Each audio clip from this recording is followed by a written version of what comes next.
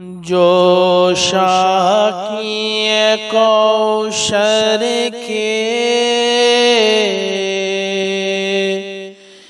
چہرے سے نقاب اٹھے، جو شاکی کوثر کے چہرے سے نقاب اٹھے، ہر دل بنے میں خانہ، ہر آنکھ ہو پیمانہ، تو شم میری رسالت ہے، عالم تیرا پروانہ۔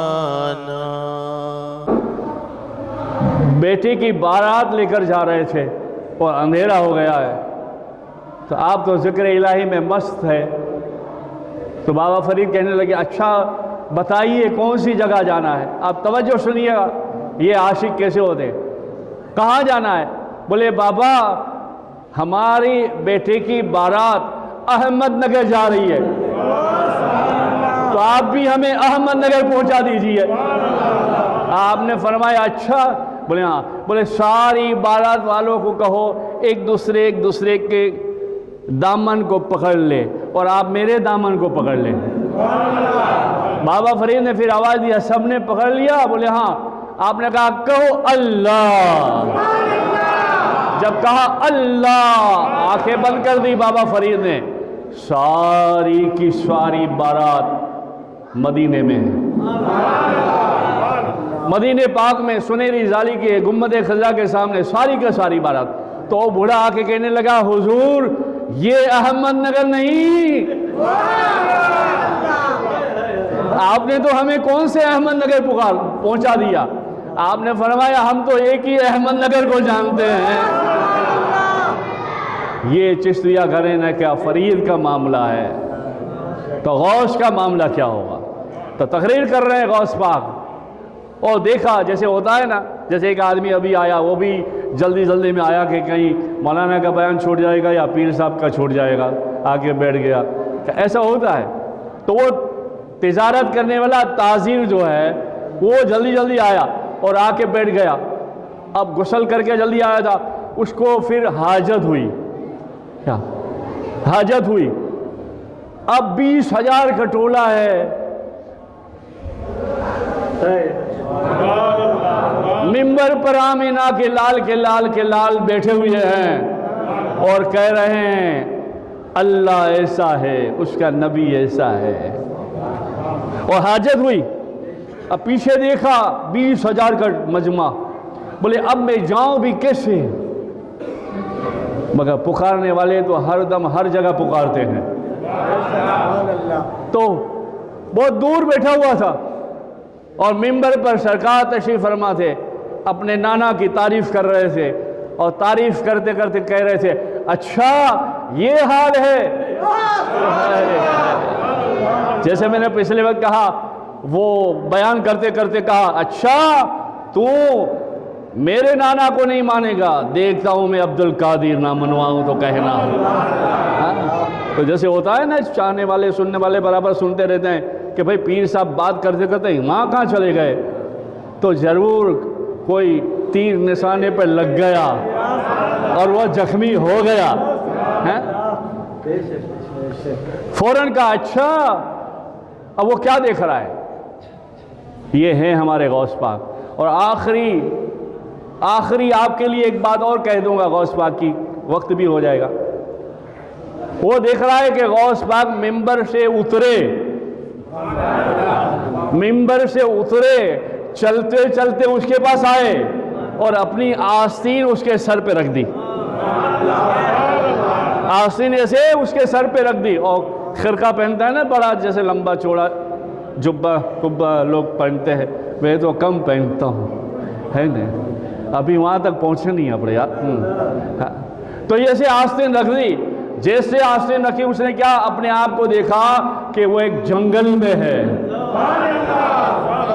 اوہ دیکھا، مگر وہ صحابی تھے، صحابی وہ نہیں تھے کہ سوچے خوش ہو گیا ہاں میرے غوث نے کام کر دیا، حاجت سے فارغ ہوا، وضو کیا، وضو کر کے ہاتھ صاف کرنے کے لیے گیا، کچھ ہاتھ پانی سے بھیگے ہوئے تھے اور غوث پاک نے پھر آستین ہٹائے، اپنے آپ کو دیکھا مسجد میں بیٹھا ہوا ہے، مسجد میں بیٹھا ہوا ہے۔ یہ کہنے والے نہیں تھا، وہ جانتا تھا میرا پیر ہے، بغداد کا دولہا ہے۔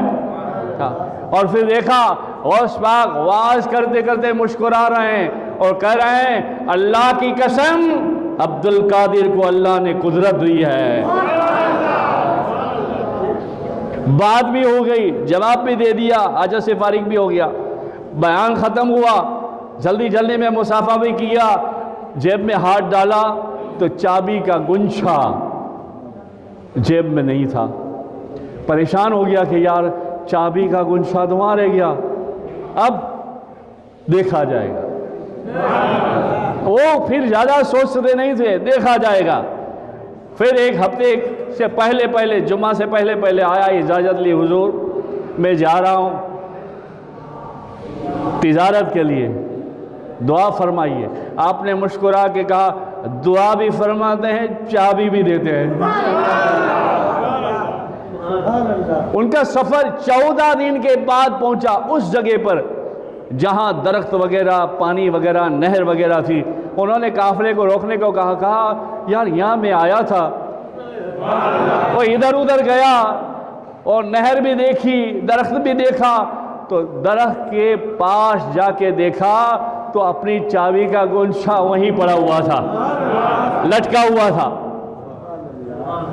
14 دن کا سفر، آستین رکھ دی، حاجت سے فارغ کر دیا، چلا گیا، حاجت پوری ہو گئی۔ یہ ہے غوث پاک۔ جب غوث پاک کا یہ عالم ہے تو رسول پاک کا عالم، بولو نا جوڑ سے، رسول پاک کا عالم۔ ایک مرتبہ موج میں آئے غوث پاک، موج میں آئے۔ ابھی اس بات پہ آپ کی سبحان اللہ چاہوں گا، وقت بھی پورا ہو رہا ہے، 2 منٹ باقی ہے، 2 منٹ میں اچھی 2 بات کہہ دیتا ہوں، مست آپ خوش رہیں گے۔ رکشہ چلائے، 4 ویلر چلائے، 2 ویلر چلائے، سائیکل چلائے، اور جو بھی کام کرتے رہے، کرتے یہ یاد کرنا یار، یہ بھی یادگار ہے بات۔ غنیت طالب علم میں بھی لکھا ہے، ہر ایک کتاب میں لکھا ہے، شان غوث پاک میں بھی لکھا ہے، انوار البیان میں بھی لکھا ہے، یہ بات خاص نوٹ کی گئی ہے۔ غوث پاک ایک دن اپنے خلیفہ حضرت جنید ابن ہنی فرماتے ہیں، سرکار ایک مرتبہ کہنے لگے میرا دامن پکڑو۔ علی بن حیتی کو بھی کہا میرا دامن پکڑو۔ آپ نے فرمایا کہ ہم نے دامن پکڑ لیا، آپ نے آنکھ بند کی اور ہمیں سیدھا لے گئے دوزخ کے کنارے۔ کہاں لے گئے؟ دوزخ کے کنارے، دروازے کے پاس۔ سنیے گا، سبحان اللہ کہیے گا یار، میں بھی نقل کر رہا ہوں، کہیں نقل میں اصل آ جائے۔ بغداد کے دلہا 2 خلیفہ کو لے کر دوزخ کے دروازے پہنچے۔ دوزخ کا دروازہ بند ہے، اندر مالک ہے دربان۔ آپ نے آواز دی، بولے نہیں، بھائی توجہ چاہوں گا، بولے نہیں، آواز دی۔ وہ مالک نے دروازہ کھولا۔ سنیے کہاں تک چلتی ہے، بولے نہیں، آواز دیا۔ ایک تو ہوتا ہے نا پہچان کرانی کی ہوتی ہے، کون ہے، باہر والے کہتا ہے میں ہوں، یہاں بولا نہیں، صرف آواز دی۔ تو اس نے دروازہ کھول دیا، دروازہ کھولا، مالک سنیے گا، یہ ہے غوث پاک، نعرہ لگا دیجئے گا یار، یہ ہے غوث پاک۔ کیسے؟ فوراً مالک نے جو ہے نا دروازہ کھولا، کھول کے ادب سے کھڑا لے کے کہتا ہے بولیے عبد القادر۔